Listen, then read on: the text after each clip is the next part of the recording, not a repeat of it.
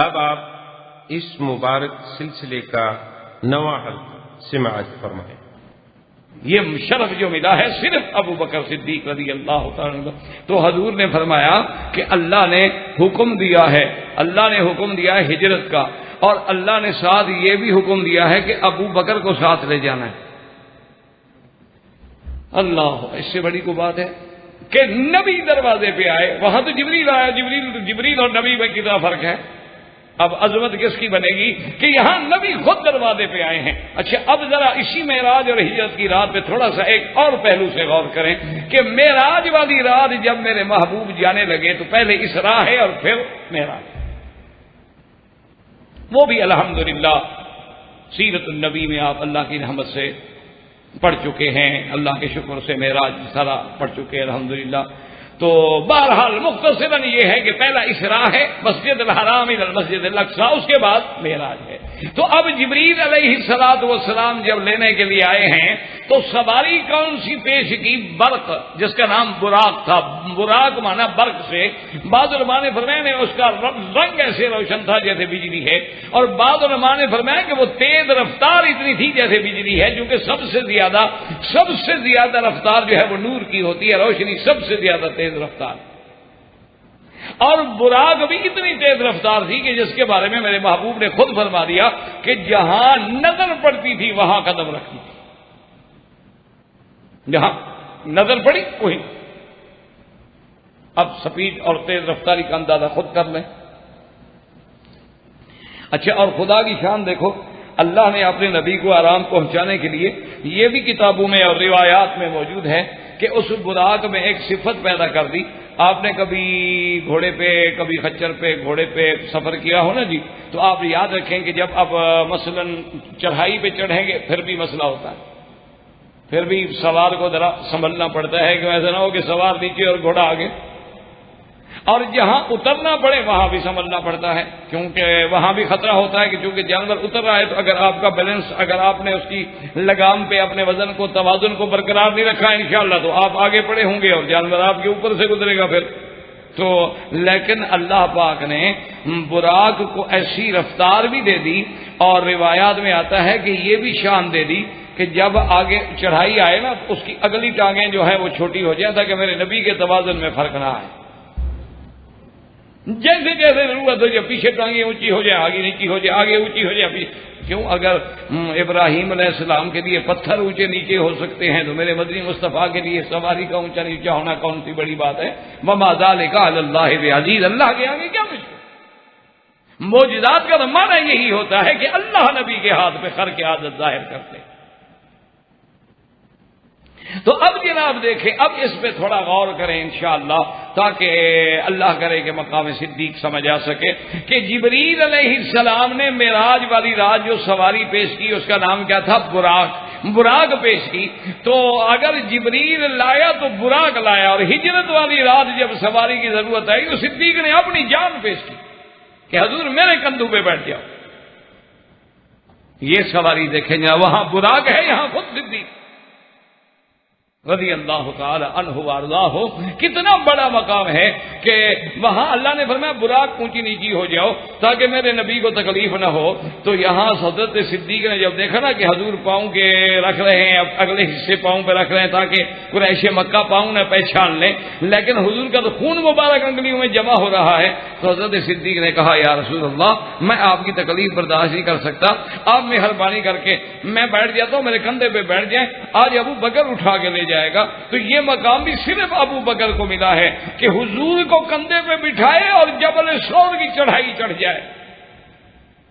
آپ اکیلے چڑھ کے پھر دیکھیں ذرا صدیق کا ایمان، کبھی آپ اس چڑھائی پہ چڑھیں اکیلے خالی ہاتھ، اور پھر ذرا غور کریں کہ بوجھ بھی نبوت کا ہو جس کو اٹھانے میں اونٹنیاں گردن ڈال کے بیٹھ جائیں،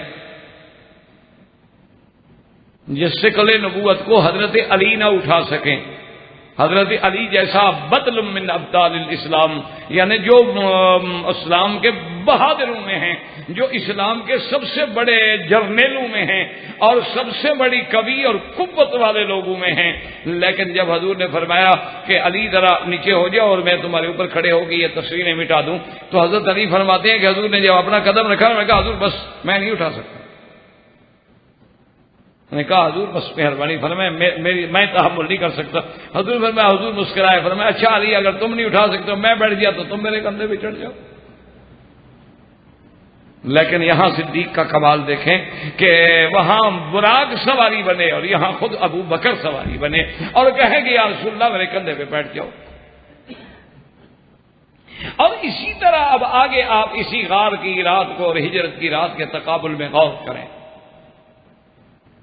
کہ حضور صلی اللہ علیہ وسلم نے سیدنا علی کو بلایا رضی اللہ عنہ اور آپ نے حکم دیا کہ علی تم نے یہ کرنا ہے کہ میرے بستر پہ سو جانا۔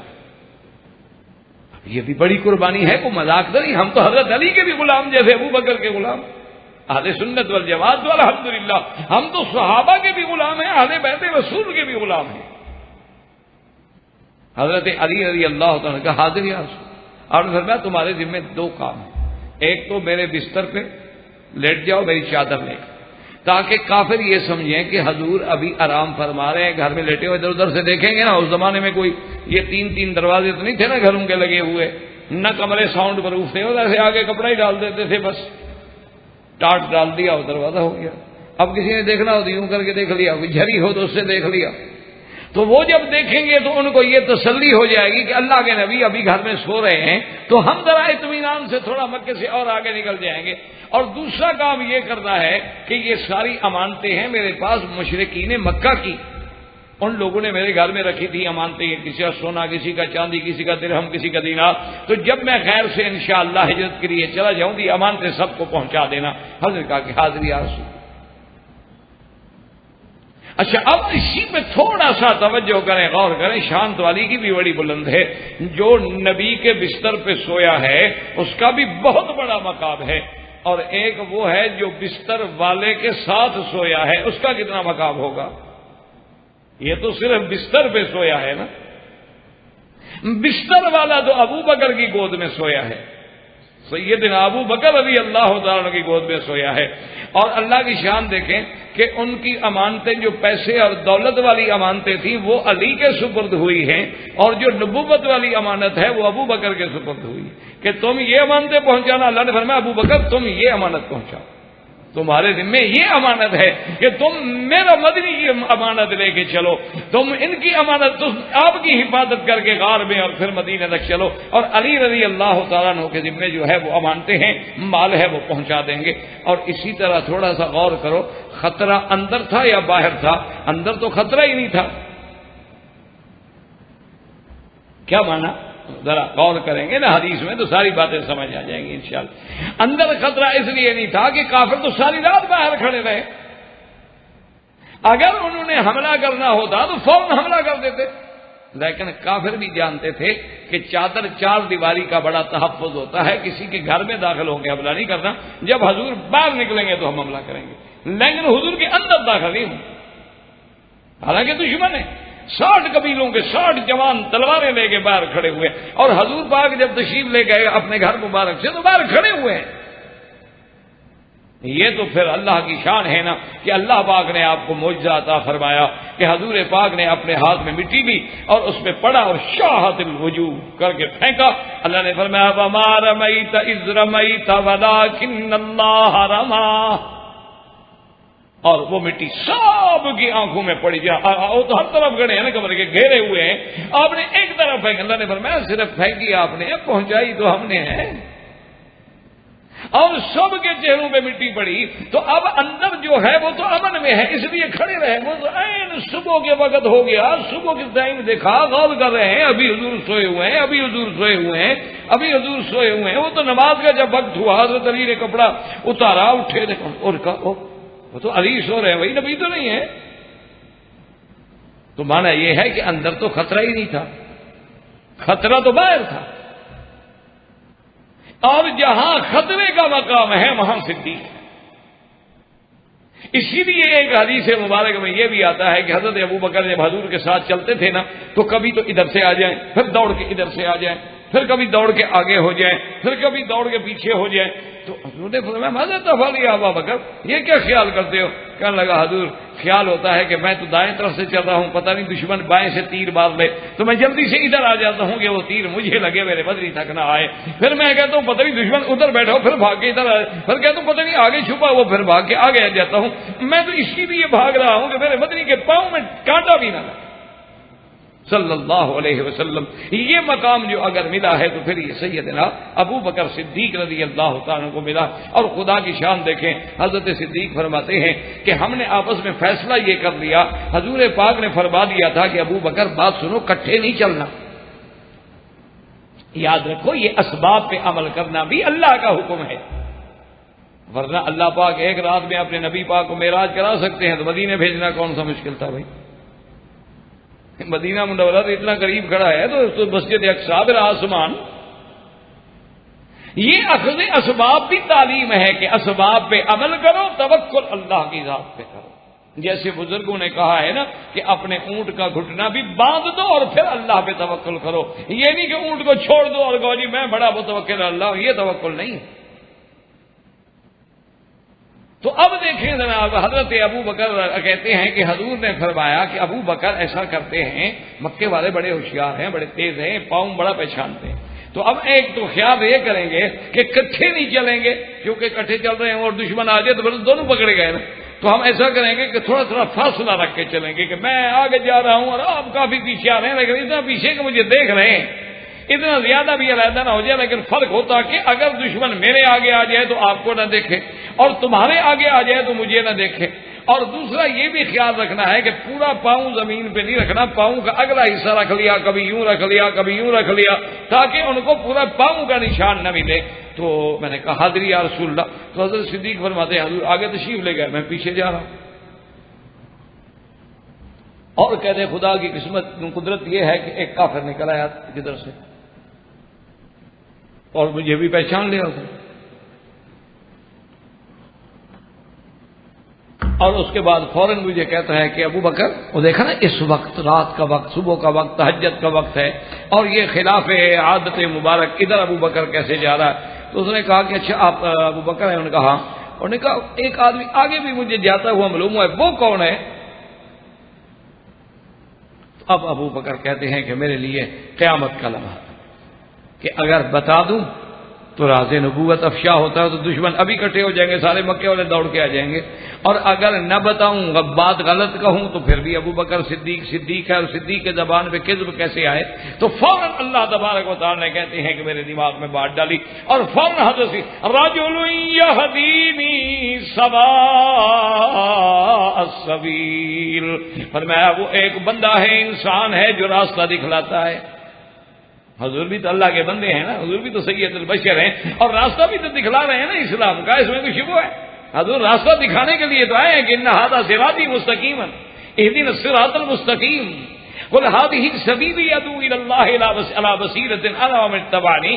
تو اس لیے حضور آئے تو راستہ دکھانے کے لیے ہیں. تو اس وقت بھی ابو بکر صدیق کی جب عین یعنی جان عذاب میں آئی ہوئی، لیکن پھر بھی زبان پہ کذب نہیں آیا.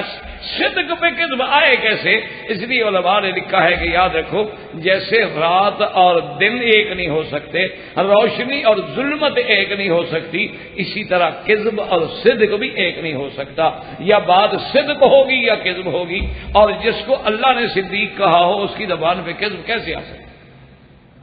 جس کا کام ہی صدق ہی صدق ہو، الذی جاء بالصدق وصدق به اولئک هم المتقون. تو اللہ تبارک و تعالی نے یہ مقام عظمت جو ہے یہ بھی سیدنا ابو بکر صدیق رضی اللہ تعالی عنہ کو ملا ہے. اور اسی طرح دیکھیں کہ ساتھ جانے والے کون ہیں؟ صدیق. اور بعد میں خدمت کرنے والے کون ہیں؟ حضرت صدیق کی بیٹی. اچھا کھانے پہنچانے والے کون ہیں؟ حضرت صدیق کی بیٹی. خبر پہنچانے والے کون ہیں؟ حضرت صدیق کا بیٹا.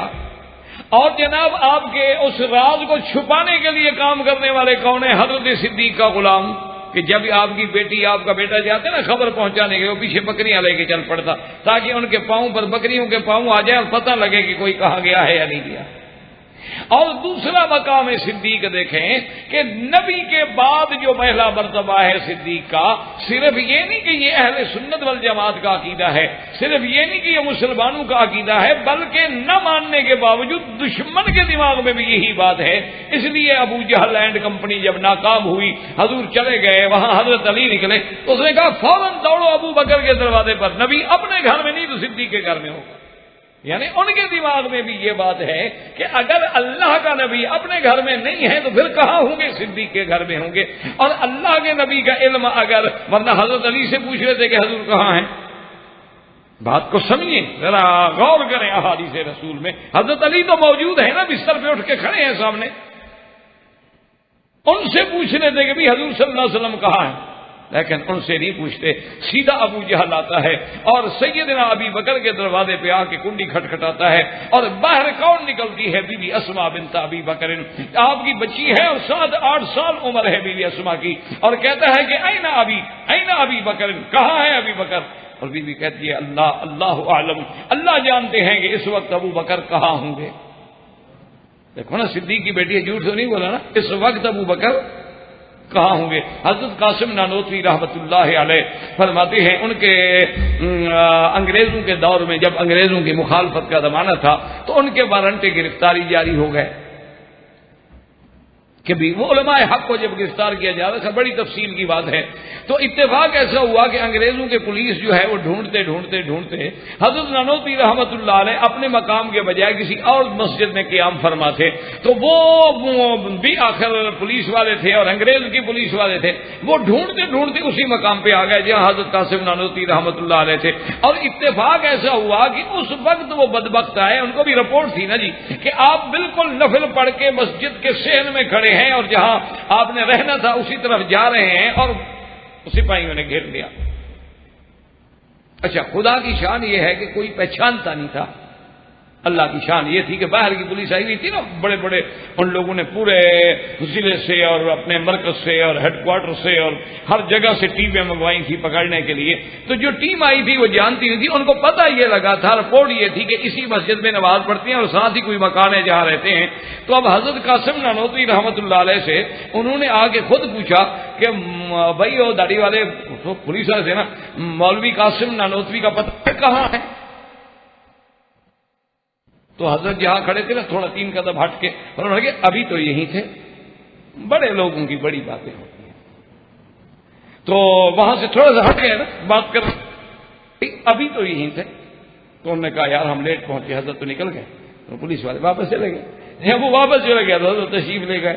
تو یہ جو بات تھی نا جی، تو حضرت ابو بکر صدیق رضی اللہ تعالی، اس کو کہتے ہیں توری۔ ابراہیم علیہ السلام نے کہا نظرۃ فی النجوم فقال انی سقیم، حالانکہ بظاہر تو آپ نے بھی کہا کہ کذب ہے، لیکن اللہ کے نبی تو جھوٹ سے پاک ہوتے ہیں۔ تو خیر بہرحال وہ ایک لمبی بحث ہے۔ تو اب بی بی اسما صدیقہ رضی اللہ تعالی عنہ کہتی ہیں کہ ابو جہل اللہ عالم، اللہ جانتا ہے اس وقت ابو بکر کہاں ہوئے، مجھے کیا پتا۔ تو ابو جہل نے غصے میں آ کے بدبخت نے تھپڑ مارا۔ تو سب سے پہلا تھپڑ اگر کسی بچی کے منہ پہ لگا ہے تو نبی کی محبت کی قربانی میں وہ بھی ابو بکر کی بیٹی کے چہرے پہ لگا ہے، اور اس بدبخت نے اتنے زور سے مارا، مورخین نے لکھا ہے کہ دائیں طرف تھپڑ مارا تو بائیں کان کی بالی جو تھی نا وہ ٹوٹ کے دور گیا۔ اتنی پتھر، اتنی زبردست چوٹ کھانے کے بعد بھی اسما کی زبان نہیں کھلی، اس نے کہا میں نہیں جانتی اس وقت ابو بکر کہاں ہوں۔ تو یہ مقام جو ہے وہ بھی صدیق کو ملا، تو اس لیے اللہ کو بھی یہی ان کا لقب پسند تھا، لقب صدیق اور لقب عتیق۔ اور انشاءاللہ زندگی باقی تو بات باقی، وآخر دعوانا ان الحمدللہ رب العالمین۔ اما بعد، برادران اسلام، واجب الاحترام دوستو، بزرگوں، بھائیوں، عزیز نوجوانوں، خلفائے راشدین کی عظمت، ان کی منقبت، ان کی شان کے بارے میں یہ سلسلہ دروس اللہ کی رحمت سے جاری ہے، اور درس سابق میں ہم نے سیدنا ابی بکر رضی اللہ تعالی عنہ افضل الامت بعد النبی صلی اللہ علیہ وسلم، جو ساری امت میں سب سے افضل ہیں، یہ عقیدہ اہل سنت والجماعت ہے الحمدللہ کہ اللہ تبارک و تعالی نے ساری امتیں جتنی پیدا فرمائی ہیں حضرت آدم علیہ السلام سے لے کر یا شریعت کے مطابق حضرت نوح علیہ السلام سے لے کر ہمارے آقا رحمت للعالمین سرکار دو جہاں سیدنا محمد مصطفیٰ صلی اللہ علیہ وسلم کی امت تک تو یہ بات سمجھ لیں کہ ساری امتوں میں سے افضل امت جو ہے وہ امت محمد مصطفیٰ. تمام انبیاء میں سے افضل سیدنا محمد مصطفیٰ، تمام امتوں میں سے افضل امت محمد مصطفیٰ صلی اللہ علیہ وسلم. پھر حضور کی امت میں سب سے افضل جماعت جو ہے وہ صحابہ رضوان اللہ علیہم اجمعین. پھر اصحاب رسول اللہ میں سب سے افضل جو ہے وہ مہاجرین و انصار. پھر مہاجرین و انصار میں سب سے افضل جو ہے وہ مہاجرین ہیں. پھر ان مہاجرین میں سب سے افضل جو ہے وہ سابقون ہیں، والسابقون الاولون من المہاجرین والانصار. پھر ان سابقون میں سب سے افضل جو ہیں وہ چار ہیں جو سب سے پہلے اسلام لائے، جن میں پھر سب سے اول جو ہے وہ سیدنا ابو بکر ہے. سیدنا ابو بکر اور بچوں میں سیدنا علی رضی اللہ تعالی عنہ، غلاموں میں حضرت زید رضی اللہ تعالی عنہ، اور خواتین میں سیدہ خدیجہ الکبریٰ رضی اللہ تعالی عنہا. تو اب ان چار میں پھر افضل جو ہے وہ سیدنا ابو بکر ہیں. تو اب اسی سے اندازہ فرما لیں کہ امتوں میں حضور کی امت افضل، پھر امت میں صحابہ افضل، صحابہ میں مہاجرین افضل، مہاجرین میں سابقین افضل، اور سابقین میں سب سے پہلے صدیق افضل رضی اللہ تعالی عنہ وارضاہ. اسی طرح آپ اندازہ فرما لیں کہ جیسے ایک بزرگ نے بطور مثال ہمیں سمجھایا کہ ایک آدمی آتا ہے، وہ اعلان کرتا ہے محلے میں کہ جی میں کلی کرنے والا ہوں. برتنوں کو جو کلی کرتے، اب تو خیر دور بھی تبدیل ہو گئے، برتن بھی تبدیل ہو گئے. پرانے دور میں ہر آدمی اپنے برتن جو ہے سال میں ایک دفعہ دو دفعہ کلی کرا لیتے تھے کہ صاف بھی ہو جاتے تھے اور وہ برے اثرات سے بھی محفوظ ہو جاتے تھے. تو اب آدمی آتا ہے اور ہر آدمی سوچ رہا ہے کہ یہ بندہ ہم نے پہلے کبھی نہیں دیکھا، اللہ جانے اس کو کلی کرنا بھی آتا ہے کہ نہیں آتا. لیکن بہرحال ایک آدمی ہمت کر کے ایک برتن جو ہے اس کی خدمت میں پیش کر دیتا ہے. وہ کہتا ہے دیکھیں جی آپ پہلی دفعہ آئے ہیں اور ہم بھی آپ کو پہلی دفعہ دیکھ رہے ہیں، بہرحال میں آپ کو اپنا برتن پیش کرتا ہوں، آپ اس کو کلی کریں اور اس کی کلی دیکھنے کے بعد ہی پھر آپ کی دکان چمکے گی. تو اب وہ اپنا پورا زور اسی پہ لگا دیتا ہے کہ بھئی یہ میرا ماڈل ہے، میرا نمونہ ہے، اسی کو دیکھ کے تو باقی محلے والے آئیں گے. تو جب وہ برتن اچھی طرح کلی کر کے دیکھتا ہے اور سب محلے والوں کی اس پہ نظر جاتی ہے تو کہتے ہیں واہ واہ بھی کمال ہو گیا، یہ تو ایسا برتن تو پہلے بھی کسی نے کلی نہیں کیا ہے. تو اب ساری بھاگ کے آ رہے ہیں، برتن لا رہے ہیں اور اس کا کام ہو رہا ہے. تو اسی طرح ایمان کے دل کی کلی کرنے کے لیے، اس کی زنگ شرک و کفر کی اتارنے کے لیے، اس میں نور ایمان داخل کرنے کے لیے جب سب سے پہلے نبوت کا اعلان میرے مدنی پاک نے کیا ہے تو اپنے دل کا برتن اول پیش کرنے والا صدیق. تو پھر حضور نے کیسے مانجا ہوگا کہ پھر حضور نے بھی اس کو ایسا صاف کیا نا جی، ایسا منقع کیا، مزکا بنایا، مصفا بنایا، محلہ بنایا، اور پھر صرف اس کو صاف نہیں کیا، مزکا نہیں، بلکہ آگے امت کے لیے مزکی بن گئے. تو یہ مقام بھی اگر ملا ہے تو سیدنا ابو بکر. اور اسی طرح آپ کتابیں اٹھا کے دیکھ لیں کہ حضور کے صحابہ میں جو عشرہ مبشرہ ہیں، یعنی جن 10 لوگوں کو حضور نے جنت کی بشارت دی ہے، اس سے بڑی بات کیا ہو سکتی ہے؟ جن کو حضور کہتے ہیں کہ یہ جنتی ہیں، ویسے تو سارے صحابہ جنتی ہیں، لیکن یہ بڑا اعزاز ہے نا کہ اللہ کا نبی اللہ کی خبر دینے کے بعد ان کو کہے کہ تم جنتی ہو۔ آپ حیران ہوں گے، آپ غور کریں اور کتابیں اٹھا کے دیکھیں کہ ان عشرہ مبشرہ میں جن 10 کو میرے محبوب نے جنت کی بشارت دی ہے، ان میں سے 5 جو ہیں وہ ابو بکر کے ہاتھ پہ اسلام لائے۔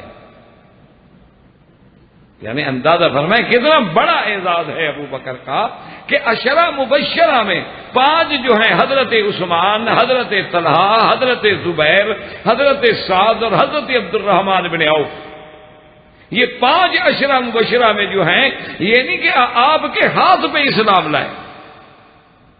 یعنی جیسے حضور کے ہاتھ پہ پہلے صدیق اسلام لایا اور ابو بکر فی الجنہ کا خطاب پایا، تو اللہ نے صدیق کو بھی وہ مرتبہ دیا کہ جو صدیق کے ہاتھ پہ اسلام لایا وہ بھی جنت کی مرتبے میں آ گیا، بشارت میں آ گیا۔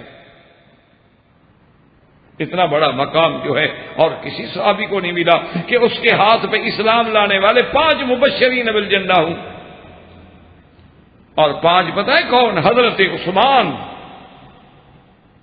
صاحب الحیا، حضرت طلحہ، حضرت زبیر اور حضرت سعد اور حضرت عبد الرحمن بن عوف رضوان اللہ تعالی علیہم اجمعین۔ تو یہ مقام بھی سیدنا ابو بکر کو ملا۔ اور اسی طرح دیکھیں نا، اللہ نے فضیلت تو ہر چیز کو دی ہے نا۔ جیسے یاد رکھیں کہ زمانے میں میرے محبوب کا زمانہ افضل ہے، اسی طرح آپ دیکھیں تو اللہ نے تاروں میں چاند افضل بنا دیا، اللہ نے ہفتے میں جمعہ کو افضل بنا دیا، اللہ نے سال میں یوم عرفہ کو افضل بنا دیا، اللہ نے راتوں میں لیلۃ القدر کو افضل بنا دیا، اللہ تبارک و تعالی نے تمام امتوں میں صحابہ کو افضل بنا دیا، اور حضور کے سارے صحابہ میں پھر صدیق کو افضل بنا دیا رضی اللہ تعالی عنہ وارضاہ۔ اور اللہ کی شان دیکھیں کہ یہ خداوند قدوس کا نظام ہے کہ خلفاء راشدین سب کہہ دیں رضوان اللہ علیہم اجمعین، کتنی بڑی شان ہے، یہ اللہ کا نظام ہے۔ دیکھیں نا جی میرا بھائی، آپ غور فرمائیں کہ پیغمبر تو سارے شان والے، رسول سارے شان والے، ہمارا ایمان ہے، کتابیں اللہ کی ساری شان والی، ملائکہ سارے شان والے، لیکن ذرا غور کریں یہ اللہ کی تقسیم دیکھیں، اللہ کی تقسیم کو بھلا کوئی روک سکتا ہے؟ کبھی پھونکو سے بھی چراغ بجھائے جا سکتے؟ آپ غور کر کے دیکھیں ذرا کہ اس فرشتوں کا کتنی تعداد ہے، کوئی نہیں جانتا۔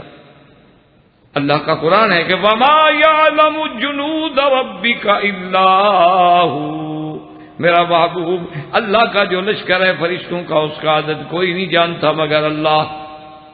لیکن ان میں فضیلت کس کو ملی؟ 4۔ اللہ کے ملائکہ بے شمار ہیں، لیکن فضیلت کس کو ملی؟ 4 کو، جبرائیل، میکائیل، اسرافیل، عزرائیل، اور 5ویں کا تو کسی کو نام بھی نہیں آتا۔ یعنی جہاں کتابیں آپ کو کھولیں گے یہی آپ کو 4 نام ملیں گے۔ قرآن میں جبرائیل و میکائیل، اور کہیں ملک الموت آ گیا، اسی طریقے سے اسرافیل آ گیا۔ تو اللہ نے اتنے کروڑہا در کروڑہا فرشتے جو ہیں ان میں فضیلت بخشی، تو 4 فرشتوں کو اللہ نے 123 کتابیں اتاری، لیکن فضیلت ملی تو 4 کو ملی کہ آج پوری امت، پوری دنیا کے کتابیں کنگھال ڈالیں، آپ بڑے سے بڑا تیر ماریں گے، کیا نام نظر آئیں گے؟ تورات، انجیل، زبور، قرآن، اور آپ کو کچھ نظر ہی نہیں آتا۔ تو اللہ نے ان کتابوں میں اللہ کی اتاری ہوئی کتابیں، ہمارا ایمان ہے ساری افضل کہ اللہ کا کلام ہے، اللہ کی کتاب ہے، لیکن اللہ نے جو شہرت بخشی وہ ان 4 کو بخشی، اور کسی کو نہیں مل سکی۔ اچھا، اسی طرح خدا کی قدرت دیکھیں، اللہ نے کتنے پہاڑ پیدا کیے ہیں، لیکن پہاڑوں میں بھی شہرت ملی تو 4 کو ملی۔ اب یہ اللہ کا نظام ہے، کوئی بندوں کا نظام تو ہے ہی نہیں نا، کہ پہاڑوں میں بھی 4 پہاڑ، ایک پورے سینا جہاں موسیٰ علیہ السلام کے ساتھ اللہ نے کلام فرمایا، اسی طرح جبل احد جس کو حضور صلی اللہ علیہ وسلم نے اپنا محبوب فرمایا کہ ھذا جبل یحبنا ونحبہ، اس سے بڑی بات کیا ہو سکتی ہے پہاڑ کی۔ اسی طرح علماء نے فرمایا کہ دیکھیں کہ غار حرا ہے اور غار ثور، کہ جن کا ذکر جو ہے قیامت تک زندہ رہے گا، وہاں قرآن اترا، یہاں میرا مدنی محمد مصطفیٰ اترے، وہاں اللہ کی وحی اتری نبی پر، اور یہاں غار والی رات جو ہے، ہجرت والی رات میرا مدنی اترا ہے۔ تو ان 4 پہاڑوں کو جو اللہ نے مقام بخشا ہے وہ کسی کو نہیں ہوگا۔ اب یہ اللہ کا نظام۔ اچھا، دنیا میں دریا اور نہریں کتنی ہوں گی؟ صرف آپ بنگلہ دیش کی نہریں دریا گرنے شروع کریں تو تھک جائیں، جدھر جاؤ دریا ہے، انڈونیشیا میں جدھر جاؤ دریا ہے، پانی ہی پانی ہے، جزائر ہی جزائر ہے۔ اسی طرح اور بھی دنیا کے ملک ہیں جہاں دریا ہے، ماشاء اللہ پانی۔ ہم نے تو جو دیکھا ہے اس کی بات کرتے ہیں نا، کہ جو ہمیں ہمارے سامنے آئے ہیں۔ تو اب لیکن جو شہرت ملی 4 نہروں کو، سیحان، جیحان، دجلہ، فرات، 5ویں نہر کا مجھے نام بتائیں آپ۔ ساری کتابیں ڈھونڈ ڈالیں، ان 4 کو اللہ نے عزت دی ہے، سیحان، جیحان، دجلہ و فرات۔ اب جناب ذرا غور کریں کہ اللہ کے نبی کے صحابہ تو سارے شان والے، لیکن ان صحابہ میں سے پھر اللہ نے جو عزت بخشی وہ 4 کو بھی دی ہے، ابو بکر، عمر، عثمان۔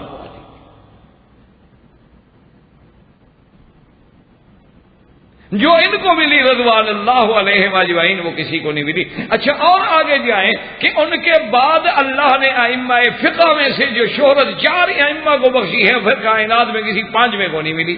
امام ابو حنیفہ رحمۃ اللہ علیہ، امام مالک رحمۃ اللہ علیہ، امام شافعی رحمۃ اللہ علیہ، امام احمد ابن حنبل رحمۃ اللہ علیہ، بڑے بڑے فحول علماء لوگ پیدا ہوئے، لیکن ان 4 سے اپنے آپ کو باہر نہ نکال سکے۔ ایک ہوتی ہے میرا بھائی کہنے کی باتیں، ایک ہوتی ہے حقائق، واقعہ، یعنی جو جس چیز کا اب میرے سامنے مثلا قرآن شریف رکھا ہے، اس کا کیا انکار ہو سکتا ہے؟ ایک واقعہ ہے، حقیقت ہے، حقیقت ثابتہ ہے، اس کا کیسے انکار کریں؟ آپ دیکھ لیں کہ بڑے بڑے محدث پیدا ہوئے، بڑے بڑے مؤرخ پیدا ہوئے، بڑے بڑے علماء پیدا ہوئے، بڑے بڑے علامہ، فہامہ، بڑے بڑے فحول العلماء پیدا ہوئے ہیں۔ لیکن اب دیکھو امام ابو یوسف کو دیکھیں، وہ خود کوئی چھوٹا آدمی ہے، امام محمد کو دیکھیں، امام ظفر کو دیکھیں، کتنے بڑے لوگ ہیں، امام نووی کو دیکھیں، بڑے لوگ پیدا ہوئے ہیں، لیکن کوئی آدمی ائمہ 4 سے باہر نہ جا سکا۔ آپ کوئی کتاب کھول لیں، تفسیر کی کتاب کھول لیں، آپ کوئی حدیث کی شرح مبارک کھول لیں، آپ کوئی کسی یعنی بڑے سے بڑی علمی کتاب کو کھول لیں، مثلا تفسیر ابن کثیر تو جو مکے میں عام ملتی ہے، آپ وہ تو آپ انشاءاللہ دیکھ بھی سکتے ہیں، پڑھ بھی سکتے ہیں اللہ کی نعمت سے۔ آپ دیکھیں گے کہ حالانکہ ابن کثیر خود بہت بڑا محدث ہے،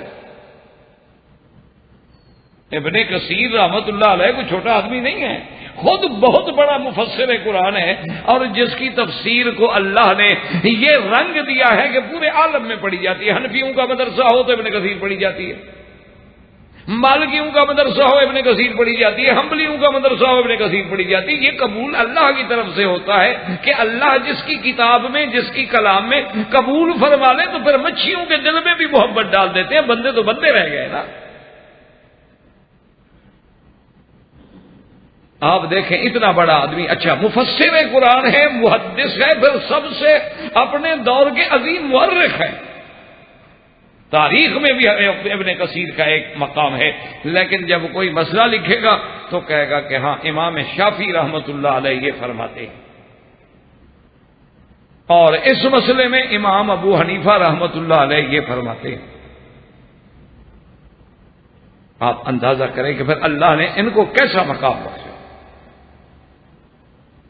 تو یہ اللہ کے فیصلے ہیں، ورنہ یہ تو نہیں ہے نا کہ بعد میں علماء پیدا نہیں ہوئے ہوں گے، بڑے بڑے علماء پیدا ہوئے، بڑے بڑے لوگ پیدا ہوئے، لیکن ان سب نے یا تو وہاں فقہ حنفی تھی تو انہوں نے کہا جی یہ امام ابو حنیفہ رحمۃ اللہ علیہ کا فقہ کے مسئلے کے اندر یہ تحقیق ہے.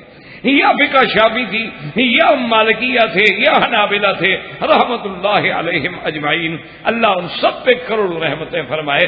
لیکن جیسے یعنی محمد مدنی کے یاروں میں اللہ نے 4 کو شہرت بخشی ہے، پھر اسی طرح اللہ نے ائمہ فقہا میں بھی 4 کو شہرت بخشی ہے، 5ویں کو وہ مقام نہیں مل سکا. آپ حضور کے صحابہ کی 4 کی تعریف کریں تو کسی کی توہین ہوگی؟ ہاں، ایمان تو ہمارا سب پر ہے. لیکن جو عزت و عظمت خلفائے راشدین کو ملی ہے، ابو بکر و عمر عثمان و علی کو ملی ہے، یعنی آج آپ دیہاتوں میں چلے جائیں نا جی، چھوٹی چھوٹی دیہاتوں میں تو لکھا ہوگا اللہ محمد ابو بکر عمر عثمان علی. یہ اللہ کی شان ہے، اللہ نے دلوں میں ڈالا ہے. جیسے آپ کے حیدرآباد میں نے پہلے بھی ایک دفعہ تقریب میں آپ کو بتایا تھا کہ وہاں جو 4 مینار ہے اور مکہ منزل ہے اور مدینہ منزل ہے، تو اسی سے میں نے میرے ذہن میں آیا تھا جو بات کی، اور پھر وہاں کے الحمدللہ اخبارات نے بھی اسے بڑی اہمیت دی، اللہ انہیں جزائے خیر دے. میں نے کہا اصل بات یہ تھی کہ نظام یہ بتانا چاہتے تھے لوگوں کو کہ میرا عقیدہ کیا ہے، بتانا یہ چاہتے تھے کہ میرا تعلق جو ہے وہ مکے مدینے سے ہے، ابو بکر عمر عثمان علی سے ہے، ورنہ 4 مینار بنانے کے بجائے 3 بنا دیتے، 5 بنا دیتے. 4 کیوں بنائے؟ کوئی بات تو ہوگی آخر.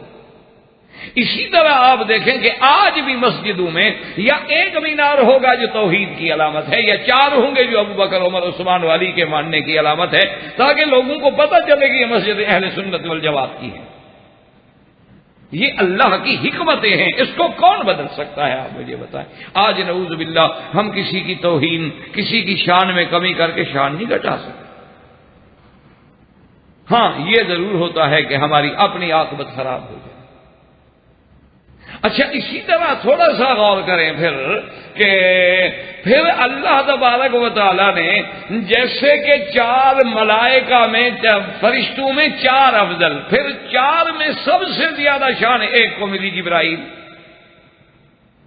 پھر وہ میکائیل کو بھی نہیں ملی کہ تمام انبیاء تک وحی لانے والے کون ہیں؟ جبرائیل. یعنی غور کریں کہ اللہ کے فیصلے ہیں میرے عزیز. ہم مانتے ہیں کہ میرا اللہ جو چاہتے ہیں، اور اللہ کے ہر امر میں حکمت ہے. ملائکہ میں ان 4 میں سے پھر ایک کو شہرت ملی، ابو بکر. 4 پہاڑوں میں سے پھر ایک پہاڑ کو لوگوں نے یاد رکھا، جبل احد. اور اسی طریقے سے دیکھ لیں کہ حضور صلی اللہ علیہ وسلم کے 4 صحابہ میں سے پھر ابو بکر کو جو مقام ملا، اور 4 ائمہ میں امام ابو حنیفہ کو جو مقام ملا وہ کسی کو نہیں. یہ اللہ کی شان، یہ اللہ کے فیصلے ہیں، اللہ تبارک و تعالیٰ کی رحمتیں ہیں. اللہ تبارک و تعالیٰ کے حکم کے بغیر کوئی پتہ بھی نہیں ہلتا ہے، ورنہ ہم احترام سب کا کریں گے اور کسی کی شان میں قطعی طور پر اللہ معاف فرمائے، اللہ معاف فرمائے. کیونکہ ہمارا یہ ایمان ہے کہ صحابہ کے بارے میں، ائمہ محدثین کے بارے میں، ائمہ مجتہدین کے بارے میں، ائمہ فقہا کے بارے میں، اولیاء اللہ کے بارے میں یا علماء کے بارے میں برائی کا کرنا تو بڑی بات ہے، سوچنا بھی اپنی عاقبت خراب کرنے کے برابر ہوتا. اللہ محفوظ رکھے اور اللہ ہم سب کو سب کا ادب اور احترام کرنے کی توفیق عطا فرمائے. تو اب اسی طرح دیکھیں جی کہ یہ شان ہے. جیسے علماء نے فرمایا کہ ستاروں میں چاند افضل ہے، اسی طرح دنوں میں، ہفتے میں جمعہ افضل ہے، اور سال میں عرفہ افضل ہے، راتوں میں لیلۃ القدر افضل ہے، مہینوں میں رمضان افضل ہے، امت میں حضور کی امت افضل ہے، پھر امت میں صحابہ افضل ہے، اور سب میں پھر صدیق افضل رضی اللہ تعالی عنہ وارضاہ. اور اسی ضمن میں الحمدللہ، اور یہ بات صرف ہم نہیں کہتے بلکہ سیدنا علی رضی اللہ تعالی عنہ سے بھی جب پوچھا گیا تو آپ نے بھی یہی فرمایا کہ خیر الامت بعد نبیہا ابو بکر، کہ اللہ کے نبی کی امت میں نبی کے بعد اگر کوئی افضل ہے تو ابو بکر رضی اللہ تعالی عنہ. اور سابقہ درس میں نے عرض کیا تھا کہ اللہ نے دیکھیں کہ لیلۃ الہجرہ جو ہے، ایک لیلۃ المعراج تھی اور ایک لیلۃ الہجرہ، جس پہ ہمارا درس الحمدللہ چل رہا تھا اور جس پہ ختم ہوا تھا. اب ان دونوں راتوں کو سامنے رکھیں. معراج والی رات حضور پاک کی جسد مبارک کی جو امانت ہے وہ کس کے سپرد ہوئی؟ جبریل کے۔ کیوں؟ سب سے بڑا امین اللہ کے فرشتوں میں جس کا خاص لقب آیا امین، نزل بہ الروح الامین علی قلبک لتکون من المنذرین۔ اللہ پاک نے فرمایا میرا محبوب یہ وہ روح جو امانت والا ہے وہ لے کے قرآن اترا تیرے دل مبارک پہ۔ اسی طرح جبریل امین کا آیا کہ اللہ کے نبی کو کس نے پڑھایا ہے؟ فرمایا ذی قوت عند ذی العرش مکین مطاع ثم امین۔ ایمان سے کہیں جبریل فرشتے تو سارے معصوم ہیں، سارے پاک ہیں، لیکن جو سب سے امین تھا، جو سب سے افضل تھا، اسی کو میرے مدنی کی خدمت کا موقع ملا کہ تم براق لے کے جاؤ، تم محمد مدنی کو جگاؤ، تم براق پہ سوار کرو، تم لے کے مسجد اقصی میں آؤ، تم وہاں اعلان کرو، تم وہاں محمد مدنی کو مصلی پہ کھڑاؤ، اور اس کے بعد پھر ان کو معراج کے لیے آسمانوں پہ لے کے آؤ۔ اللہ نے سب سے افضل پر شرف جو ہے ملائکہ میں جبریل کو بخشا، اور ہجرت کی رات یہ شرف جو ہے صدیق کو بخشا۔ تو جیسے وہاں جبریل سارے ملائکہ میں نمبر لے گیا، یہاں صدیق سارے صحابہ میں نمبر لے، رضوان اللہ تعالی علیہم اجمعین۔ اور اب اس پہ غور کریں، حضرت شاہ جی رحمت اللہ علیہ کیا عجیب بات کہتے تھے، فرماتے تھے کہ بھائی کتابوں میں لکھا ہے، حالانکہ صحیح احادیث مبارک میں تو سدرۃ المنتہا تک کا ذکر آتا ہے، لیکن بعض روایات میں یہ بھی ذکر آتا ہے کہ اللہ نے پھر اپنے نبی کو اور بھی ملکوتات السماوات والارض کی سیر کرائی اور جبریل رک گئے۔ تو شاہ جی فرماتے تھے کہ جبریل کیا، اصل میں بات یہ ہوئی تھی کہ ختم نبوت کے مسئلے پر جب سب جماعتوں کا اتفاق ہوا تھا، تو جو اس زمانے میں چونکہ جب ختم نبوت کا مسئلہ مشترک تھا تو تمام علماء دیوبند، چونکہ اللہ نے ختم نبوت کا اعزاز جو ہے وہ صحرا جو ہے وہ بھی علماء دیوبند کو اللہ نے نصیب کیا تھا، اسی لیے شورش کاشمیری نے ایک بڑی عجیب بات کی تھی، اللہ اس کی قبر پہ رحمت کرے۔ اس نے کہا کہ ختم نبوت کی تحریک جو چلی تھی الف سے، علامہ انور شاہ کشمیری کے الف سے چلی تھی اور بنوری کی یا پہ آ کے ختم ہو۔ آخری مجلس عمل کے سربراہ حضرت یوسف بنوری تھے نا، تو بنوری کے آخر میں یا آتی ہے نا، تو انور شاہ کے اول میں الف آتا ہے، ابتدا الف سے ہوئی تھی اور انتہا یا پہ ہو گئی، اور یہ سارا شرف اور اعزاز جو تھا اللہ نے علماء دیوبند کو نصیب فرمایا۔ باقی علماء نے بھی کام کیا، اللہ سب کی محنت قبول کرے، ہمیں تو کسی سے اعتراض نہیں ہوتا الحمدللہ۔ اچھا خدا کی شان ہے کہ ختم نبوت کے مسئلے میں بریلوی حضرات بھی اکٹھے ہوتے تھے، شیعہ بھی اکٹھے ہوتے تھے، کیونکہ ختم نبوت کا عقیدہ تو سب کے نزدیک متفق علیہ عقیدہ تھا نا جی، اس لیے اس زمانے میں یعنی پرانے دور میں بڑے بڑے جو ان کے علماء تھے، عبدالحامد بدایونی تھے، اسی طرح بعد میں پھر صاحبزادہ فیض الحسن آئے، اور بھی بزرگ ہوں گے جن کا نام مجھے نہیں آتا جو میں نے سنا، کچھ نورانی حضرات میں سے تھے۔ اچھا مفتی صاحب کے دور میں خود نورانی صاحب تھے، تو اسی طرح اور اس کا شمسی شیعہ میں سے تھا، اور بھی بڑے بڑے لوگ تھے، سب متفق تھے۔ تو ایک آدمی نے پوچھ لیا، بعد میں کوئی جھگڑا ہو گیا تو نورانی صاحب یا پتہ نہیں ان کی جماعت کا کوئی بندہ شاہ جی کو چھوڑ گیا، تو شاہ جی سے کسی نے پوچھا کہ جناب ختم نبوت پہ آپ لوگ بڑے کٹھے تھے لیکن وہ نورانی پارٹی کیوں چھوڑ گئی؟ انہوں نے کہا یار یہ نوری ہمیشہ بے وفا ہوتے ہیں، میرے نانے کو بھی جبریل چھوڑ گیا تھا تو یہ ہمیں چھوڑ گیا، کوئی نئی بات تو نہیں کی۔ انہوں نے فرمایا کوئی نئی بات تو انہوں نے بھی نہیں کی، نوری ویسے چھوڑ دیتے ہیں، انہوں نے کہا ان میں اکثر وفا ہوتی نہیں۔ اسی پہ علامہ قریشی رحمت اللہ علیہ، اللہ ان کی قبر پہ رحمت فرمائے، وہ فرماتے تھے کہ جبریل نے تو ایک مقام پہ چھوڑ دیا لیکن صدیق نے قبر تک بھی ساتھ نہیں چھوڑا، یہ مقام پھر صدیق کو ملا۔ وہ تو ایک حد پہ پہنچ گئے نا، لیکن ابو بکر نے نہ غار میں ساتھ چھوڑا اور نہ مزار میں ساتھ چھوڑا، اور میرے مدنی نے بھی کیسے ساتھ نبھایا، فرمایا انت صاحبی فی الغار وعلی الحوض، غار میں بھی تم میرا ساتھی ہے اور حوض پر بھی تو میرے ساتھ کھڑا ہو۔ یہ مقام بھی اگر ملا ہے تو سیدنا ابی بکر رضی اللہ تعالی عنہ کو ملا اور کسی کو نہیں۔ اور اسی طرح اگر آپ عظمت صدیق کا اندازہ لگائیں اور لیلۃ المعراج اور لیلۃ الہجرت کو سامنے رکھیں تو دونوں میں ذرا فرق ملاحظہ فرمائیں کہ وہاں جبریل آتا ہے میرے مدنی کو جگانے کے لیے، اور ہجرت والی رات میرا مدنی آتا ہے ابو بکر صدیق کے دروازے پہ بلانے کے لیے۔ یعنی تھوڑا مقام کا اندازہ کریں، جبریل حضور کے دروازے پہ آ رہا ہے اور حضور صدیق کے دروازے پہ آ رہا ہے،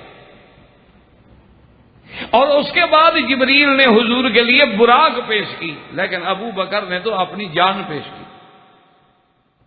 معراج میں حضور براق پہ سوار ہو کے گئے، ہجرت والی رات حضور ابو بکر کے کندھے پہ سوار ہو گئے۔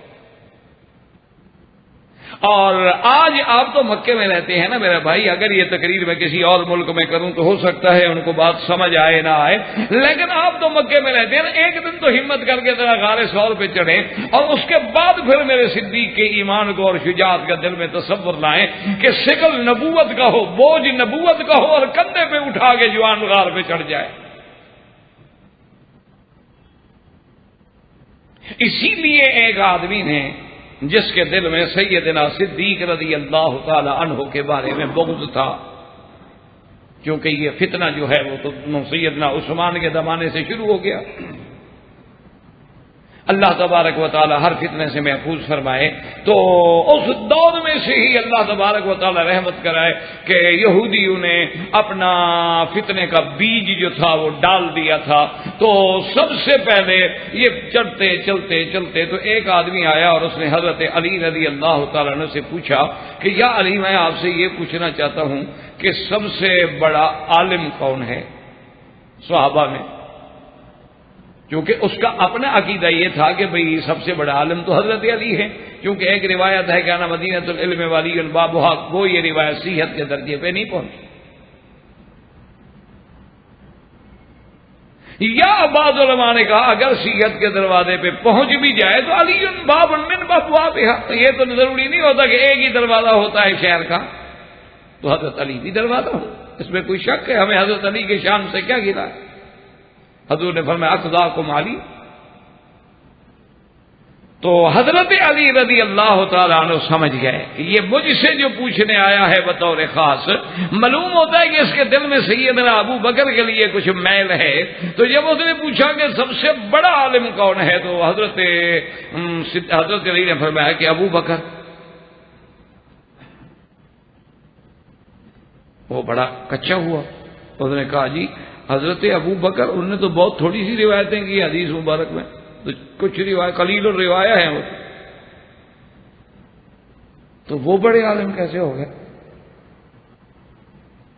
تو حضرت علی بھی تو سمجھتے تھے نا، تو آپ نے فرمایا کہ حضور کی یہ حدیث کا تمہیں پتہ ہے کہ اگر امام بنانے کا وقت آئے اور بہت سارے مولوی کھڑے ہوں، قاری کھڑے ہوں، علماء کھڑے ہوں، تو ہم کیا دیکھیں گے کہ فَلْيَؤُمُّكُمْ أَقْرَأُكُمْ فَلْيَؤُمُّكُمْ أَعْلَمُكُمْ بِكِتَابِ اللَّهِ، کہ نماز وہ پڑھائے جو بڑا قاری ہو، جو بڑا عالم ہو۔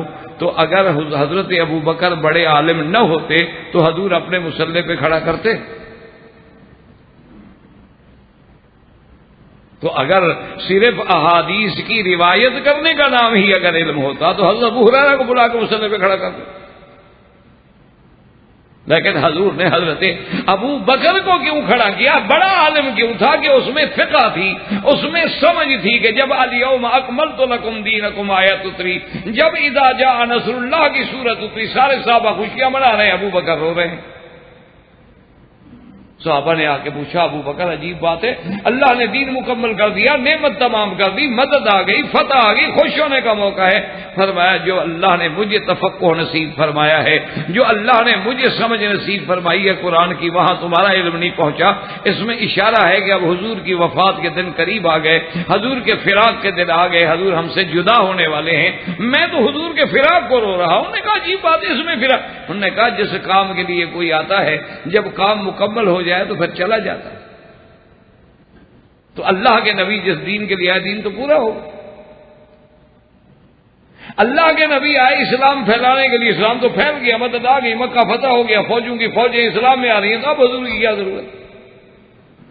تو مانا ہے کہ اب حضور کے جانے کے دن آ گئے. تو یہ علم ابو بکر کو تھا جو اور صحابہ کو نہ ملا, یا پھر حضرت عباس رضی اللہ عبداللہ ابن عباس رضی اللہ تعالی نصیب ہوا تو عالمکم بکتاب اللہ ابو بکر ہوئے. تو وہ چپ ہو کے حضرت نے کہا ابھی یہاں تو کوئی بات نہ بن سکی. میں حضرت ابو بکر کے بارے میں چاہتا تھا کہ کوئی بات حضرت علی فرمائیں گے, حضرت علی نے تو ان کو اور بڑھا دیا, اور شان بڑھا دی. اچھا, خدا کی قدرت یہ ہے کہ یہ شرائط جو ہے نا ہمارے اہل سنت والجماعت کی جیسے کتابوں میں ہیں, اسی طرح اہل تشیع کی کتابوں میں بھی ہے. ملا یحضر الفقیہ میں بھی باقاعدہ, یہ ان کی بڑی معروف کتاب ہے ملا یحضر الفقیہ, اس کے اندر بھی باقاعدہ انہوں نے یہ شرائط لکھے ہیں کہ عالم کون بنے گا. انہوں نے کہا فلی امکم اقرؤکم, اگر انہوں نے کہا کہ دونوں قاری ہوں تو فلی امکم اعلمکم, اگر دونوں عالم بھی ہیں قاری بھی ہیں تو اب کس کو امام بنائیں. فرمایا فلی امکم اسنکم, جو بڑا بزرگ ہو عمر میں زیادہ اس کو امام بنائیں. اچھا, خدا کی شان ہے دونوں قاری بھی ہیں, دونوں بوڑھے بھی ہیں, دونوں عالم بھی ہیں, تو کیا کریں. انہوں نے کہا احسنکم وجہن, پھر اس کو امام بناؤ جس کا چہرہ اچھا ہو. یہ ان کی کتابوں میں بھی وہ شرائط موجود ہیں جو اہل سنت والجماعت کی کتابوں میں. تو اب مانا یہ ہوا کہ آخر ابو بکر میں یہ صفات تھی تو حضور نے فرمایا کہ مروا ابا بکر فلیصلی بالناس. اور اسی طرح حضرت لکھنوی رحمت اللہ علیہ فرماتے تھے, حضرت مولانا عبد الشکور لکھنوی رحمت اللہ علیہ اللہ ان کی قبر پہ کروڑ رحمتیں فرمائے, وہ فرمایا کرتے تھے کہ دیکھو کہ جب حضور کو اللہ نے حکم دیا تو حضور نے ابو بکر کو امام بنایا, اور جب امام بنایا تو وہ جگہ جگہوں میں افضل, وہ جماعتوں میں افضل کے نماز پڑھنے والے کون ہیں, صحابہ ہیں یا اہل بیت رسول اللہ ہیں. اور ابو بکر کو نماز کی امامت کے حکم دینے والے نبیوں میں افضل. فرمایا جب حکم دینے والا بھی افضل, وہ مسجد بھی افضل, وہ مقتدی بھی افضل, تو پھر ابو بکر کی افضلیت میں کیا شبہ ہوگا کسی کو.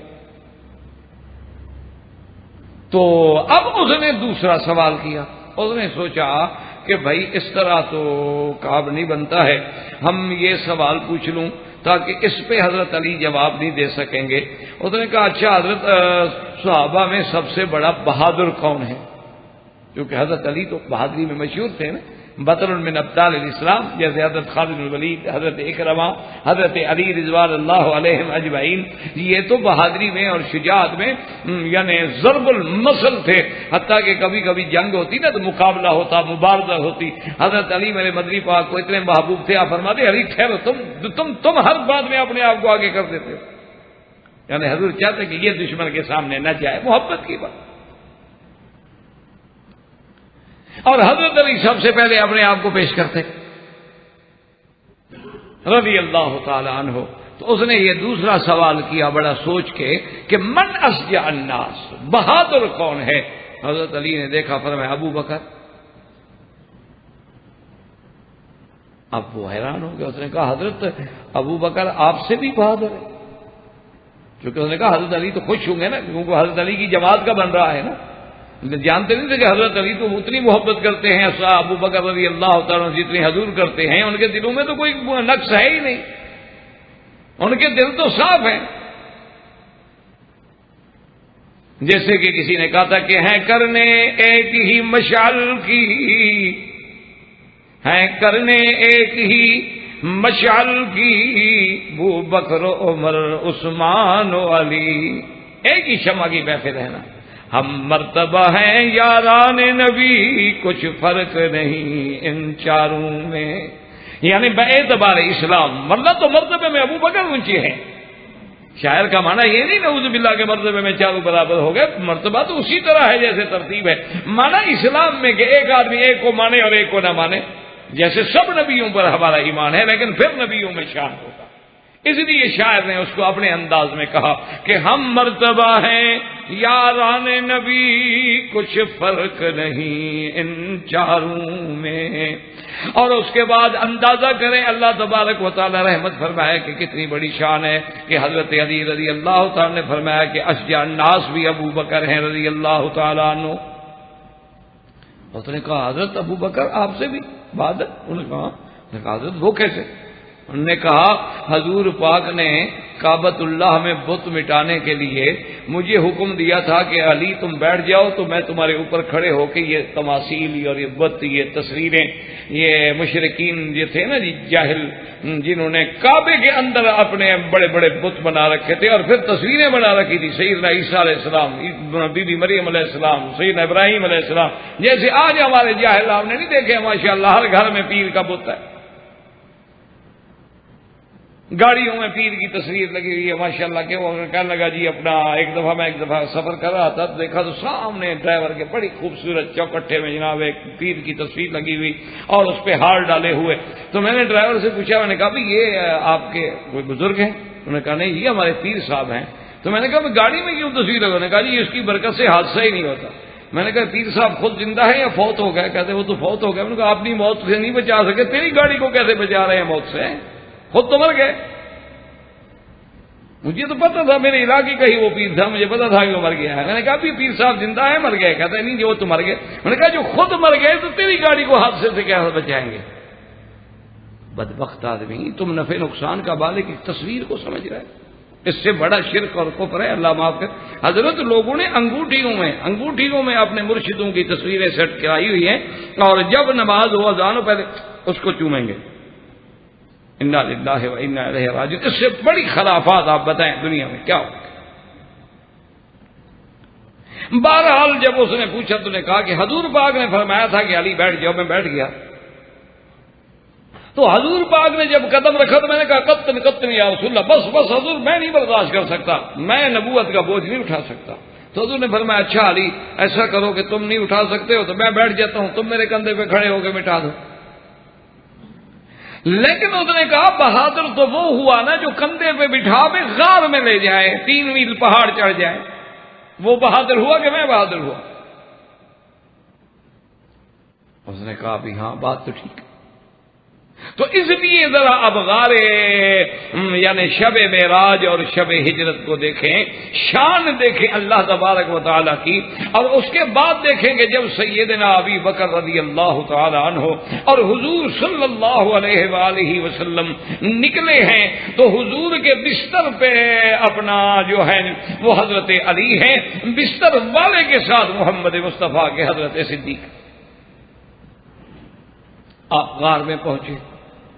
اب وہاں ذرا غور فرمائیں، جب غار پہ گئے تو حضرت صدیق نے عرض کیا کہ یا رسول اللہ ٹھہر جائیں، کیونکہ پتہ نہیں یہ تو مدتوں کی غاریں ہیں، پہاڑوں میں کون آتا ہے کون رہتا ہے یہاں. ہو سکتا ہے کہ غار میں اندر کوئی موذی، کوئی حشرات، کوئی چیزیں، کوئی ایسی خطرناک چیزیں ہوں جو آپ کی تکلیف کا باعث بنے، تو آپ ٹھہر جائیں میں ذرا اندر جا کے صاف کر لوں. تو حضرت ابو بکر داخل ہوئے، غار کو جھاڑا، صاف کیا اور اس کے بعد کہا کہ حضور اب آپ تشریف لے آئیں. تو علماء نے لکھا کہ ذرا اسی پہ غور کر لو کہ دنیا کے پہاڑ کی غار میں جب صدیق داخل نہیں ہوا تو نبی داخل نہیں ہوا. تیرے دل والی غار میں اگر صدیق کی محبت نہ آئے تو نبی کی محبت کہاں سے آئے؟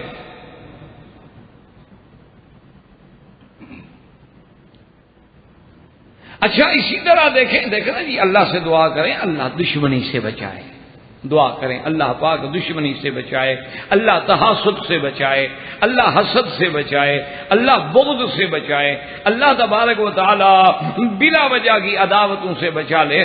ورنہ لوگ تو پھر جو دشمن ہوتا ہے نا اس کو پھر فضیلت میں بھی وہ عیب نکالتا ہے کہ ایک آدمی نے اللہ معاف کرے سیدنا صدیق رضی اللہ تعالیٰ عنہ کے مخالفین میں کسی نے چٹ لکھی ہمارے ایک بزرگ کو کہ جی آپ اتنا بڑا زور سے بیان فرما رہے ہیں کہ ابو بکر صدیق نے حضور کا بوجھ اٹھایا اور حضور کو غار پہ پہنچایا اور پہاڑ پہ چڑھ گئے اور پہاڑ پہ چڑھ گئے، تو یہ کون سی فضیلت ہے؟ حضور صلی اللہ علیہ وسلم تو حدیث میں موجود ہے راکب علی الحمار، آپ گدھا پہ بھی چڑھے ہیں.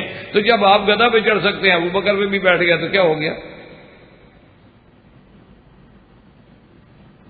دیکھو نا جب عداوت ہو نا تو پھر آدمی اسی چیز کو غلط پہلو میں لے جاتا ہے، اور جب محبت ہو. اسی لیے کسی نے کہا تھا نا جی کہ تعصب کی نگاہوں میں نہ یوسف بھی حسین ٹھہرے.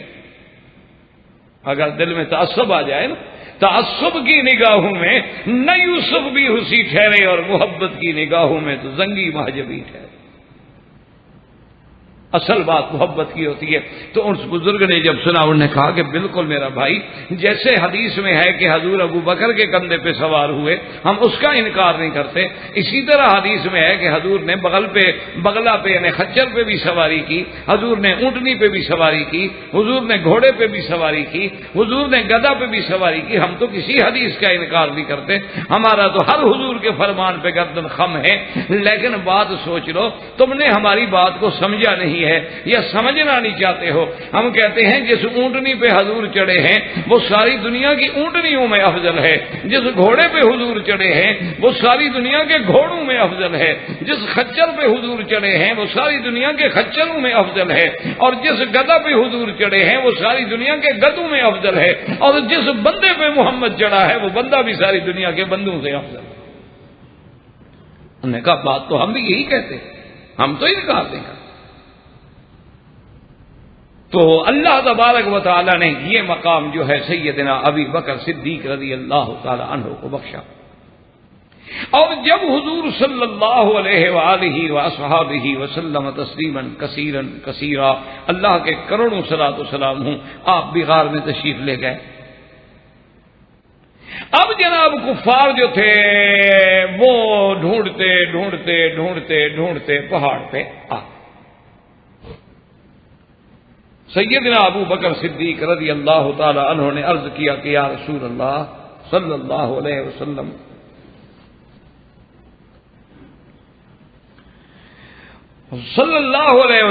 کہ ہمیں جب نیچے سے دشمن کے پاؤں نظر آ رہے ہیں، غار میں سوراخ ہوتے ہیں نا، کچھ یعنی فرق رہ جاتا ہے، اس کے اندر درز رہ جاتی ہے، تو اگر انہم لو نظروا تحت اقدامہم لرعونا، یا رسول اللہ اگر دشمنوں نے نیچے ویسے دیکھ لیا، بندہ دیکھتا تو ہے نا، کبھی نیچے بھی دیکھتا ہے، دائیں بائیں بھی دیکھتا ہے، آگے پیچھے بھی دیکھتا ہے، تو نیچے بھی تو دیکھتا ہے، اگر انہوں نے نیچے گردن جھکا کے دیکھا پھر تو ہمیں دیکھ لیں گے۔ تو حضرت صدیق گھبرائے کہ بھئی دشمن اگر مکے سے چل کر، دیکھو نا جی بات بھی تو گھبرانے والی ہے نا، کہ دشمن اگر مکے سے چل کر اور جناب وہ ڈھونڈتے ڈھونڈتے ڈھونڈتے اس پہاڑ پر بھی آ گیا ہے، حالانکہ راستہ تو سارا پکا ہے، آگے پہاڑ ہے، پہاڑ پر کو پاؤں کا نشان تھوڑے لگیں گے، وہ پہاڑ پہ بھی آ گیا، اور پہاڑ اتنا بڑا ہے غار ثور، پھر عین وہ اسی غار کے اوپر کھڑا ہے جس میں حضور بیٹھے ہیں ابو بکر صدیق کے ساتھ۔ تو حضرت صدیق کا فکر تو بڑا صحیح فکر تھا، تو اللہ تبارک و تعالی نے وہاں یہ قرآن پاک کی آیات مبارک نازل فرمائی کہ اذ اخرجہ الذین کفروا ثانی اثنین اذ ہما فی الغار اذ یقول لصاحبہ لا تحزن ان اللہ معنا۔ اللہ نے قرآن اتار دیا، اللہ نے فرمایا میرا مدنی، اور اللہ نے نقشہ کیسا کھینچا کہ دو میں سے دوسرا، اللہ نے یہ نہیں فرمایا اثنین واحد اثنین۔ آپ قرآن میں دیکھیں نا کہ کیسا مقام دیا ہے اللہ نے ابو بکر کو، اللہ نے فرمایا ثانی، ان دو میں سے دوسرا، یعنی بالکل اب وہ نبوت کے مقام کے قریب میرا مولا ذکر میں دے آئے ہیں، ورنہ نبی تو نبی ہے اور صدیق تو صدیق ہے، غیر نبی نبی نہیں بن سکتا، جیسے غیر صحابی صحابی نہیں بن سکتا، لیکن مالک جب اونچا کرنا چاہے، جیسے مصلی پہ حضور کے مصلی پہ کھڑا کر دے، حضور کے ممبر پہ بٹھا دے، حضور کی یعنی اندازہ فرمائے کہ گود ابو بکر کی ہو اور سر رکھ کے سونے والا محمد مصطفیٰ ہو، اور اس کے بعد اللہ نے یہ مقام بخشا ہے کہ اللہ فرمائے الا تنصروہ فقد نصرہ اللہ۔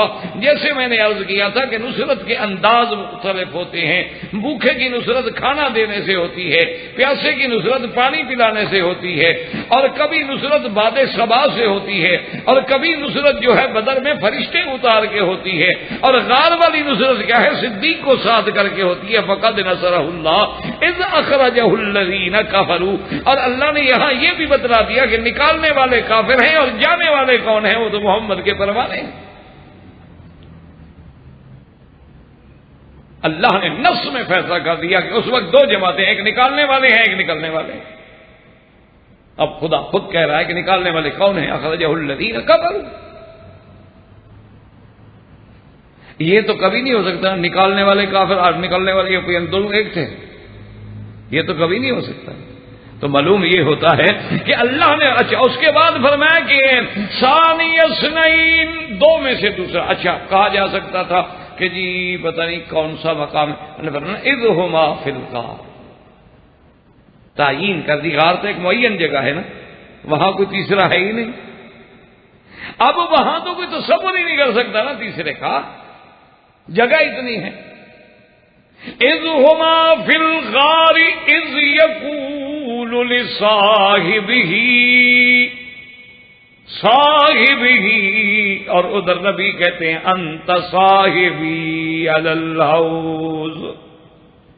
اس لیے علماء نے فرمایا کہ سارے قرآن میں اگر دیکھیں تو نص قطعی سے جس کی صحابیت صحبت ثابت ہے وہ صرف صدیق ہے، کہ اللہ نے جس کا نص میں ذکر کیا۔ اذ یقول لصاحبہ لا تحزن، اللہ نے فرمایا کہ جب میرا مدنی یعنی نقشہ کھینچ جائے نا خدا نے، کہ دیکھنے والوں غور کرو، آنکھیں بند کر کے تصور کرو کہ جب دو میں سے دوسرا کہاں غار میں تھے اور کہنے والا کہہ رہا تھا ساتھی کو، کیا کہہ رہا تھا؟ لا تحزن، غم نہ کر، ان اللہ معنا، اللہ ہمارے ساتھ ہے، اللہ ہم دونوں کے ساتھ ہے۔ اب یاد کریں کہ بعض لوگ تعصب میں آ کر افراط و تفریط میں مبتلا ہو کے اللہ پاک سب کی ہدایت کے فیصلے فرما دے، وہ یہ کہتے ہیں کہ جناب یہ مسلمان جو تعریف کرتے ہیں، حالانکہ واقعہ تو اتنا ہے کہ حضرت صدیق نے بڑا شور مچایا، وہ بظاہر تو رو رہا تھا لیکن شور مچا رہا تھا، کیونکہ خود ہی ایسے کرتے ہیں نا، تو ہر آدمی کو اپنے عمل کا پتہ ہوتا ہے نا۔ تو اب انہوں نے کہا جی حضرت صدیق نے شور مچایا تھا کہ دشمن جو ہے دیکھ لے پکڑ لے، اسی لیے اللہ نے قرآن اتارا اور حضور پاک نے قرآن پڑھا اور بڑی مشکل سے چپ کروایا ابو بکر، اور وحی آئی تو چپ ہوئے، ورنہ تو وہ پکڑا رہے تھے۔ اب ایمان سے کہیں کہ یہ بات کہنا، نعوذ باللہ، اللہ رحمت فرمائے، دعا کرو اللہ سب کی ہدایت کے فیصلے کرے، جن کے دلوں میں صحابہ کے بارے میں قدورتیں ہیں، جن کے دلوں میں میل ہے، اللہ ان کی بھی ہدایت کے فیصلے فرمائے۔ الحمدللہ ہم کسی کے دشمن نہیں ہوتے، ہمارا تو دشمنی باطل سے ہوتی ہے، ہماری محبت حق سے ہوتی ہے، ہماری محبت دین سے ہوتی ہے، اور دشمنی بے دینی سے ہوتی ہے، کسی بندے سے نہیں ہوتی، یاد رکھو، کسی شخصیت سے نہیں ہوتی۔ شخصیت سے کیا جھگڑا ہے؟ کسی شخص سے کیا جھگڑا ہے؟ ہم تو سب کے لیے دعا کرتے ہیں۔ اب بات دیکھو عند اللہ، یہ عقل سے بھی بات غلط ہے اور نقل سے بھی بات غلط ہے۔ نقل سے مراد جو کتابوں میں نقل ہو، وہ نقل نہیں جو تم امتحان میں مارتے ہو، یا یہ نہیں کہ یہ گھڑی اصلی ہے اور یہ نقلی ہے۔ ہمارے ہاں تو ہر لفظ اپنے معنی میں استعمال ہوتا ہے۔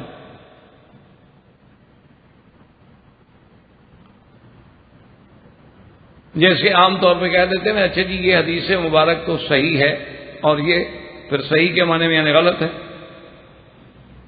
اللہ کے بندے مصطلحات الگ ہوتی ہیں، حدیث کی اصطلاحات اپنا مقام رکھتی ہیں۔ صحیح ہے، صحیح لذات ہی ہے، حسن لذات ہی ہے، حسن لغیر ہی ہے، ضعیف ہے، غریب ہے، مرسل ہے، مقطوع ہے، اس میں کیا ہوا، کتنے اقسام، اپنی مصطلحات میں اس کا ترجمہ دیکھا جاتا ہے۔ وہ ترجمہ ہم ہر جگہ تو نہیں لگا دیں گے نا۔ تو اس لیے اب آپ سمجھیں کہ یہ بات عقل سے بھی خلاف ہے۔ اگر چلو کتابوں کو چھوڑ دو، ایمان سے کہو عقل سے، اللہ نے عقل تو عطا فرمائی ہے نا، کہ اگر حضرت ابو بکر غار میں شور مچا رہے تھے کہ کافر کو پتہ لگ جائے اور آ کے پکڑ لیں، تو جو کافر غار کے اوپر کھڑے تھے انہوں نے تو ابو بکر کا شور نہیں سنا، کیوں سنتے تو چھوڑ دیتے، پکڑ لیتے نا، انہوں نے نہیں سنا، تو یہ 1400 سال بعد ہمارے لوگوں نے کیسے سن لیا؟ ان کو کس نے بتایا؟ اور تو راوی وہاں ہے نہیں، یا حضور ہے یا ابو بکر ہے، تیسرا تو بندہ ہی نہیں نہ۔ ایمان سے کہو کوئی تیسرا راوی ہے وہاں اور تو کوئی بندہ ہے نہیں نا۔ اچھا جو بعد میں آئے ان کو کوئی پتہ بھی لگا تو حضرت ابو بکر کا غلام ہے، یا حضرت ابو بکر کی بیٹی ہے، یا حضرت ابو بکر کا بیٹا ہے، اور تو کوئی آیا نہیں، اسی گھرانے کے۔ احباب کرام، اس کے بعد اب آپ اس مبارک سلسلے کی CD نمبر 10 سماعت فرمائیں۔